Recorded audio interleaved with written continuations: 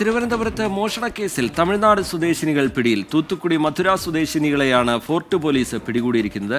അജീഷ് ജയകുമാർ വിവരങ്ങളുമായി തിരുവനന്തപുരത്ത് നിന്ന് ചേരുന്നുണ്ട്. അജീഷ്, 2 സ്ത്രീകളാണ് പിടിയിലായിരിക്കുന്നത്. ഇവർ ഈ ആൾക്കൂട്ടത്തിൽ സ്ത്രീകളെയും കുട്ടികളെയും ഒക്കെയാണ് ലക്ഷ്യമിടുന്നത് എന്ന് പോലീസ് വിശദീകരിക്കുന്നു. എന്താണ് പോലീസ് പറയുന്നത്, അജീഷ്?